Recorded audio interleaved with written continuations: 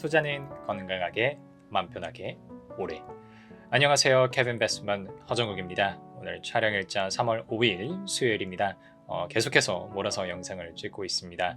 오늘은 파크 시스템즈라고 하는 기업에 대해서 여러분들과 스터디하려고 합니다. 매수나 매도 추천드리는 건 아니고요. 제가 계속해서 반도체 쪽 산업을 되게 깊게 파고 있다는 거는 이제 아실만한 분들은 아실 것 같아요. 그러면서 반도체 산업 내 여러 가지 밸류체인 그리고 소부장 기업들에 대한 분석을 하게 되는데요.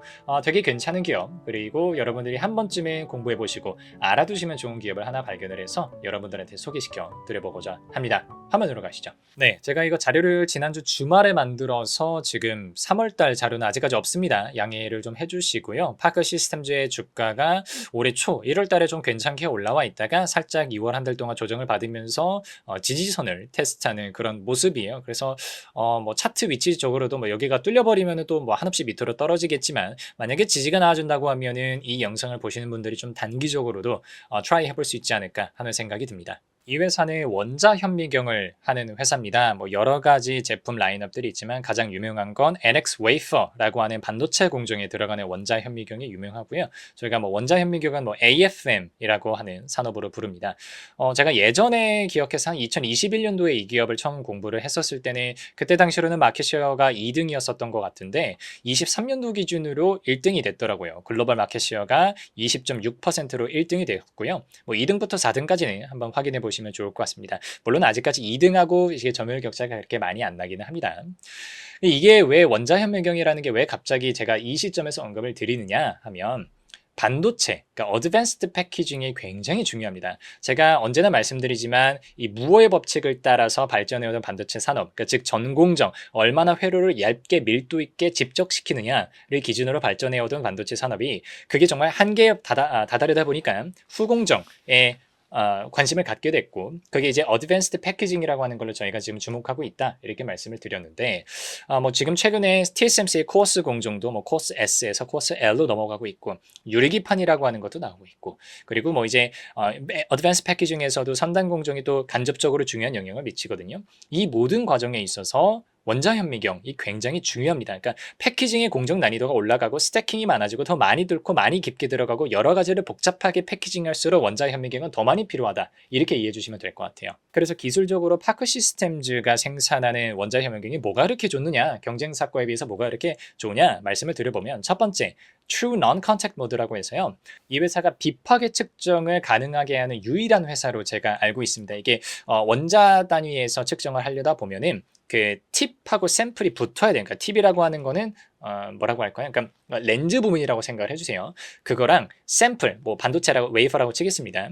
걔랑 필연적으로 붙어야 됐었습니다. 원래는. 그러다 보니까 얘가 조금만 물리력이 가해진다고 하면 이게 뭐 샘플이 망가진다거나 그리고 팁 자체도 계속해서 긁히고 하다 보니까 수명이 줄어들게 되거든요. 근데 이 회사는 이 접촉시키지 않고 비파괴 측정을 할 수 있다는 점에서 굉장히 기술력을 가지고 있다. 이렇게 보시면 되고 또 두 번째로는 스마트 스캔이라고 해서 원자 현미경 전용으로 한 자동화 소프트웨어예요. 그래서 이제 측정하는 사람이 일일이 손으로 매뉴얼하게 해야 되는 게 아니고 측정하는 과정부터 그거에 대한 뭐 아주 간단한 판단까지 자동으로 할 수 있게 만들어준 그런 소프트웨어라고 보시면 되는데 이 스마트 스캔을 완벽하게 상용화하는 회사는 파크 시스템즈가 유일하다고 알려져 있고 이게 저는 약간 뭐 결이 좀 다르긴 합니다만 엔비디아의 쿠다가 생각났어요. 제가 다른 강의에서도 말씀을 드리지만 엔비디아가 그렇게 강력한 이유가 칩 성능이 대단하기 때문이 아니다. 물론 대단하지만 사실은 뭐 AMD의 MI300X 뭐 이런 것들을 저희가 살펴보면 칩 자체의 성능은 어떻게 보면 엔비디아랑 비슷비슷해요. 그러니까 엄청 큰 차이는 없어요. 근데 엔비디아가 그렇게 강력하고 너무나 많은 사람들이 엔비디아 칩을 원하는 가장 강력한 이유는 쿠다 때문이다. 쿠다라고 하는 그 생태계, 아키텍처 때문이다라고 제가 강조를 드리잖아요. 그러다 보니까 고객들도 스마트 스캔을 활용을 해서 이 원자 현미경을 쓰다 보면 계속해서 파크 시스템즈가 생산하는 원자 현미경의 락인이 될 수밖에 없는 그런 구조인 거죠. 그리고 또 세 번째로는 분리형 스캐너라고 해가지고요. X축, Y축, Z축을 독립적으로 분리해서 스캔을 한다고 합니다. 이거는 저도 물리적으로 이게 왜 진짜 좋은 건지는 완벽하게 이해는 못했는데 이걸 따로따로 분리를 하게 되면 좀 촬영을 할 때 이미지 왜곡을 최소화해서 3D 스캐닝을 가능하게 만들어준다. 뭐 이렇게 언급을 하더라고요. 파크 시스템즈의 이 매력이 여기서 끝나지 않습니다. NX 웨이퍼만 가지고 트라이를 하는 게 아니고요. 여러 가지 신규 장비들이 있습니다. 그래서 신규 장비들에 대해서 말씀을 드려보면 첫 번째로는 마스크 리페어 장비가 있습니다. 이 그 EUV 공정을 할 때요. 포토마스크를 레이저가 뚫고 지나가잖아요. 그럼 여기에 파티클들이 생길 수밖에 없어요. 레이저가 워낙 강력하기 때문에. 그래서 그거를 탐침으로 제거하는 장비를 만들고 있고 이게 엄청 고가라고 합니다. 그 다음 두 번째로는 하이브리드 검사 장비라고 해서 원자 현미경과 WLI, 그러니까 조금 더 성능이 낮은 그런 현미경이라고 생각을 하십시오. 백색광 관섭계라고 하는데 이 둘의 장점을 합친 검사 장비가 있습니다. 그래서 백색광 간섭계 같은 경우는요. 정밀도가 낮아요. 근데 대신 굉장히 넓은 범위를 빠르게 측정할 수 있다는 장점이 있고요. 원자 현미경은 정밀도는 높지만 측정이 좀 느릴 수밖에 없어요. 근데 이 두 개의 장점을 합했다 보니까 되게 매력적이다 보시면 되고요. 이게 기존의 NX 웨이퍼라고 하는 장비에 비해서는 한 50% 정도 더 비싸다고 하고요. NX TSH라고 하는 기존의 OLED 디스플레이용 계측 장비가 있는데 이게 점점 이제 반도체 후공정에서도 들어가고 있다고 합니다.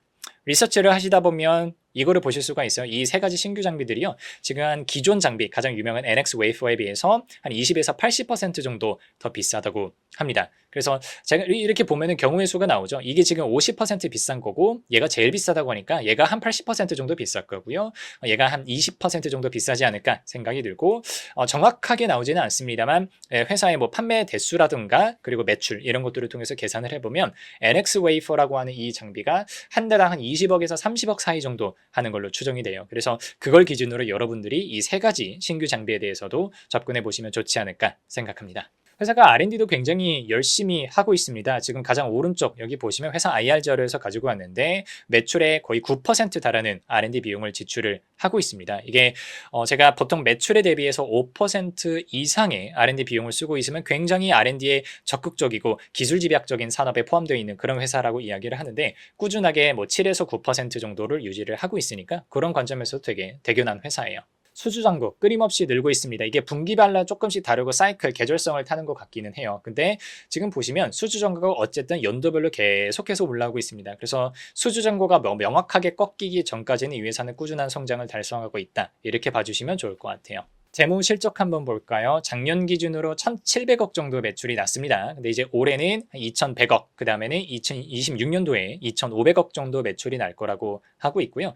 영업이익률이 굉장히 높습니다. 가장 반도체가 어려웠던 2023년도에도 19%를 냈고요. 가장 좋았을 때는 26% 정도. 그리고 앞으로는 계속해서 영업이익률이 올라갈 거라는 전망이 들어오고 있어요. ROE도 24%가 넘는 ROE를 앞으로 꾸준하게 유지할 수 있을 거라고 지금 기대가 되고 있습니다. 그래서 이 회사를 분석을 해보다가 조금 불편해지는 지점은 뭐냐면요. 밸류에이션이 조금 비싸요. 그러니까 이 기업이 너무나 좋은 기업이라는 거를 참 많은 사람들이 알고 있습니다. 그래서 PER 밴드로 보면 이게 밴드로 뭔가 설명이 잘 안 되기 시작해요. 지금 보시면 초록색 선이 40배잖아요. 지금 40배 선에서 왔다 갔다 하고 있는데 이거는 이제 그 last 12 months, 과거 12개월 기준이라서 40배 정도가 유지가 되고 있고 밴드 자체가 상당히 뭐 110, 900까지도 갔었던 전력이 있는 만큼 웬만큼의 밸류에이션을 가지고 있는 기업이에요. 그러다 보니까 앞에 매출도 괜찮게 성장을 하고 있고 특히 영업이익률과 ROE가 높다는 걸 감안을 하면 저는 이 회사에 대한 포워드 PE는 최소한 25배 정도는 줄 수 있지 않을까 생각을 하고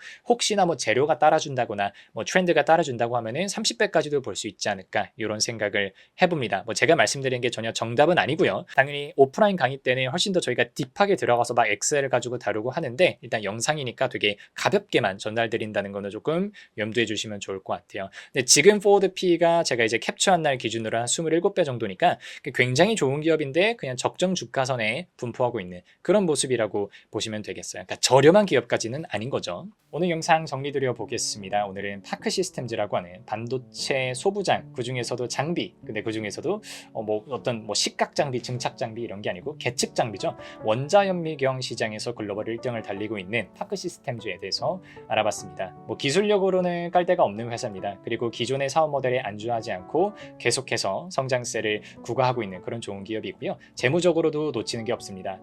실적의 움직임이라든가 마진, ROE, 수주 잔고, R&D에 대한 적극성 모든 것들이 되게 높은 점수를 줄 수 있는 기업이고 다만 이제 밸류에이션 관점으로 봤을 때 저도 이렇게 말씀을 드리는 만큼 모두가 이 기업이 너무 좋은 기업이라는 것을 알고 있다는 단점이 있기는 합니다. 하지만 지금 주가가 뭐 그래도 꽤 많이 떨어져 있는 상황에서는 여러분들이 충분히 관심 가져볼 수 있을 만한 지점이라고 생각이 되기는 하지만서도 여러분들이 언제나 충분히 신중하게 공부하고 매수하시기를 권면해 드리겠습니다. 오늘 영상은 여기까지 드리겠습니다. 감사합니다.